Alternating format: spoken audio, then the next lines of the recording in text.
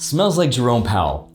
Did you know that the word millionaire was first coined 14 years before the United States even became an independent country? It was the year 1762 when we the people called rich people millionaires. But now what I want to know is, can you retire on $1 million in today's day and age? It's a question that's been on everybody's mind at one point or another, and it's been on my mind ever since I was a wee young lad, way before I was interested in money, investing, passive income, and of course, becoming a Yu-Gi-Oh! World champion. So if we assume an average income here in the US of $50,000 per year, and assuming the average career length of 40 years starting at the age of 22 and retiring at 62, then most people will have made around $2 million. So that's great. That's twice as much as the million mark. We're all right. Well, not quite, because you're not gonna keep all the $2 million. You're gonna have to pay taxes, which after that, you'll be left with roughly $1,691,800. But that assumes the best case scenario that you live in a place with no state income taxes, places like Nevada, Florida, Alaska, South Dakota, New Hampshire, Tennessee, Texas, Washington, or Wyoming. If we then take the average savings rate here in the United States, which is an embarrassingly low 7.6% per year, and we apply that to the lifetime earnings, most people would be left with about $128,576.80, which seems really low. Because it is. But what if you did hypothetically reach that $1 million figure in retirement? Can you do it on $1 million, or is $3 million the new $1 million? Well, when it comes to retiring on just $1 million, I'm here to tell you that not only is it very possible, but you can do it comfortably without ever running out of money for the rest of eternity. And it's not some crazy magic trick, it's pure, simple math. But speaking of magic tricks, think of a card, any card. Ready? You're thinking of the ace of money. What's crazy about this whole thing is this. Check this out. I'm a Yu-Gi-Oh! World champion. And you doubted me.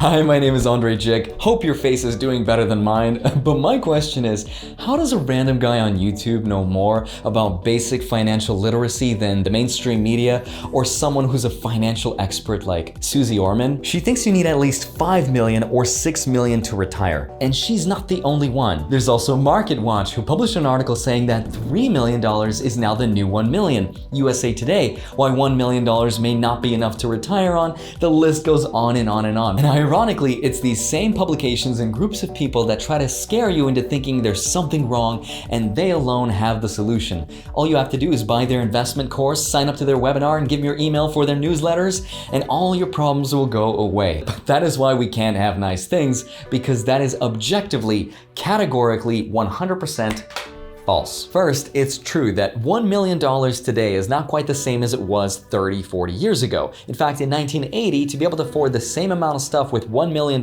from that period of time to today, we'd have to have the equivalent of $3.3 million today. So it's true that over time, because we print so much more money and because of inflation, we are losing purchasing power. And that's because we are losing 2% per year, which is basically 2 pennies for every dollar that's sitting in your bank account that we are losing. But because of everything going on with the economy right now, because P. Diddy is printing so much more money, we could end up with inflation rates as high as 5% or 5 pennies per year. But despite those numbers, it may not be as bad as you may think. In fact, not only can you retire on $1 million in your 60s, you can do it at virtually any given age and never run out of money. And to prove that, look no further than something called the Trinity study, which you may or may not have heard of before. Now, it was published by Trinity University from 3 professors, and what it looked at was the different success rates for different types of investment portfolio that each had different withdrawal rates in retirement throughout different periods of history, starting in the year 1926 and finishing the year 1995, which was then later expanded to 2009. But that covers 84 years. And I can still smell the fresh paint. Titanic, anyone? No? All right, that's awkward. Now, this simulation covered a lot of different ground. They covered the 2 world wars, the Great Depression of 1929, the high inflation period of the 70s, and the boom of the 80s. And they played with different portfolio diversities, such as 100% stocks, like I have with Robinhood. They played with 0% bonds, 75% stocks, 25% bonds, 50% stocks, 50% bonds, 75% bonds, 25% stocks, and 100% bonds, 0% stocks. Covers a lot of different ground, and they did it with 15, 20, 25, and 30-year rolling periods. And what the Trinity study found was really fascinating. 4% was the magic number that we need in order to not let our bank account go blank and lose all our money. And if we retired in our 60s and withdrew 4% per year across all the different simulations that they ran, across all the different time periods, each and every single one of them, had Elon Musk say, "I told you so, we don't live in base reality, we're in a simulation after all," and the magic proves it. No, what they found was a 100% success rate that your money would outlast you in retirement. So in the case of our hypothetical $1 million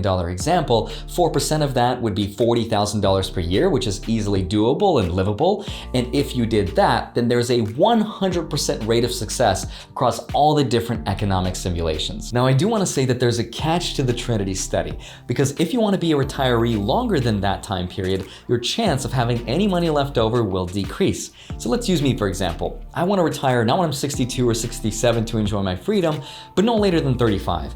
Better yet, let's assume I'm going to retire today at the age of 31. That would give me another 49 years in retirement, assuming that I live to the age of 80, which is about the average.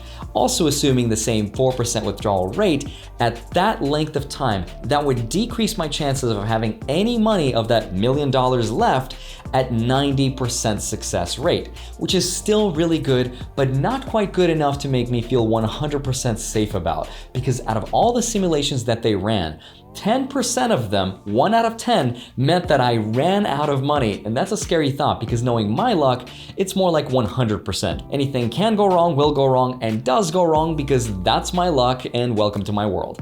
High five, Gypsy. So to compensate for that, we could be using something a lot safer, like a 3.5% withdrawal rate in retirement, or 3% if you want to be extra conservative. But if we use 3.5%, that's still $35,000 per year, which is very livable. And if we do that, the chance of success that our money will outlast us in retirement goes back up to 98%, which is amazing. But that's only assuming if you have a 100% stock allocation in your portfolio. If you don't, the odds are a little lower. But what I'm curious about is what my terminal value will end up being. Meaning, when I run out of lives and I can no longer respawn, how much money would I have left over in my bank account after withdrawing that 4%? Because maybe for some of you, you have kids or maybe grandkids, and you want to leave behind a legacy so that they can use that money to build their life with, and that would be super cool. Here's what we get. If we use a 30-year time frame with a 3.5% safe withdrawal rate, after all that time of spending $35,000 per year consistently for 30 years,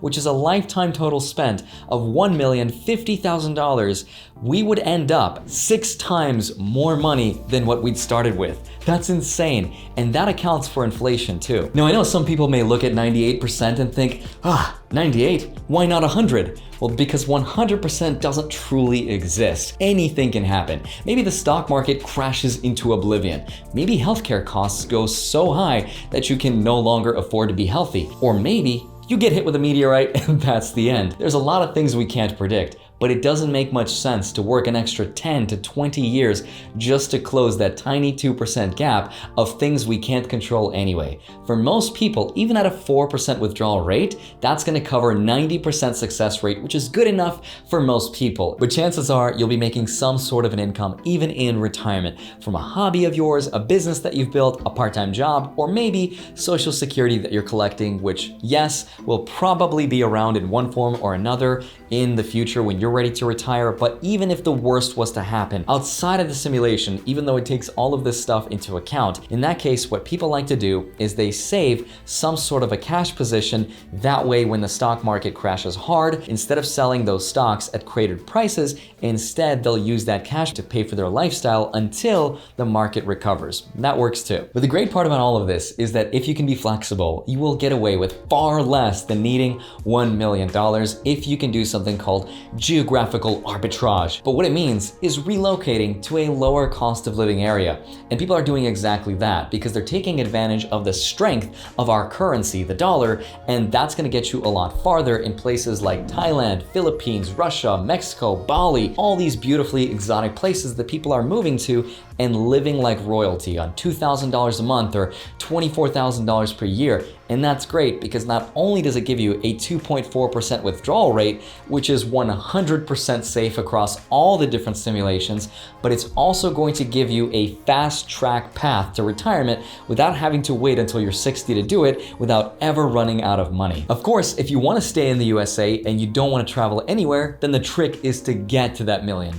But for most people, they will not get there. But if you want to get there, there's a few principles you can use that I've used to get to that point, or at least close to it. And the first is to stay out of debt. I realize debt can be good or bad, but generally speaking, debt is like a weapon that most people misuse. And for that reason, I try to stay away from debt. And the second principle that I've tried to stick to is to always be frugal and to constantly save money. If you can get to your first $100,000, chances are you will become a millionaire in your lifetime. And that's because your habits are already built, they're already there, and all you have to do is continue to do it, and each subsequent 100,000 after that will become easier and easier, and that's been extremely true for me. But the most important principle as far as building wealth and knowing exactly how much money you need that I'm so surprised the mainstream media does not discuss when talking about if $1 million is enough is this. Take your yearly expenses and multiply them by 25, and that's how much money you need invested in the stock market and be withdrawing 4% from to be considered fully retired. So for example, if you're spending $24,000 per year, which is what I was doing for a long time, I would need $600,000 invested at 4% to be making that same amount per year. And doing this at 4% means that there's a 90% chance that I will never run out of money if I live that way for 50 years. But if I lived off of 3.5% withdrawal rate, it would also mean that I would need $685,000 to make the same $24,000, but it would also mean that at the end of retirement, I'd be left with multiple times more money than what I started with. But is $1 million enough? That's not the point. It's not about the $1 million, and I'm only gonna talk about myself here, but the end result and the end goal is about this. The golden ticket, which for some people is $1 million, and for other people, it's $500,000. But actually, objectively, what it's about is your yearly expenses times 25 invested in the stock market and withdrawn at 3.5 to 4% withdrawal rate per year. That is the golden ticket that is the freedom from the 9 to 5. And you can trade this golden ticket for a lot of things that are tempting, like Teslas and houses and society's approval of our success. It doesn't make any sense to me, but I guess what I'm trying to say here is that as you start to earn more money in life, always remember not to inflate your lifestyle, because the end goal is always to own your very own golden ticket. Before I started my YouTube channel, my entire life's goal was just to make as much money as possible regardless of whether I was happy or not. And that's the result of having European Asian parents that tell you go to school, get a stable job, and that whole spiel, which I'm sure we are all more than familiar with. But the result of that upbringing meant that I never challenged anybody's opinion. I just sat there, listened, and I quietly learned as I went along. But something special happens when you turn 30, because you say to yourself, I want to live my life now. And so when I quit my job, I gave a phone call to my boss, and I didn't even know that that phone call was when I would quit my job. I didn't have a backup plan, no other jobs lined up. So the lesson is, don't be like me. But also, when you're younger, take more risks. And I'm glad I did just that, because I proved to myself that I could thrive in virtually any condition. But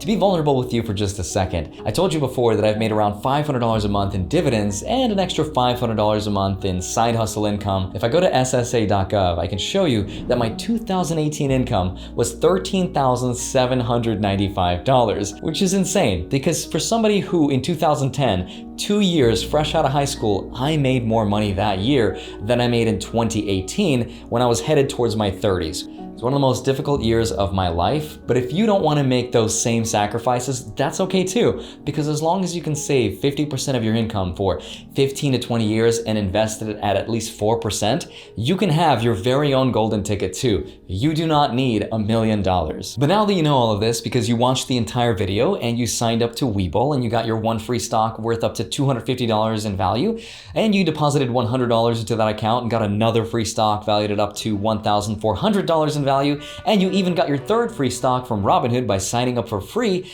what I want to know is, do you think you can retire on $1 million? Because in my opinion, if you can't retire on $1 million, then you won't be able to retire on $5 or $10 million, regardless of what Susie Orman or Grant Cardone actually think. Love you. Thank you so much for watching this video. You can follow me on Instagram. I post there from time to time. I will see you back here on Monday and Friday. Enjoy the rest of your weekend, and I'll see you soon. Bye-bye.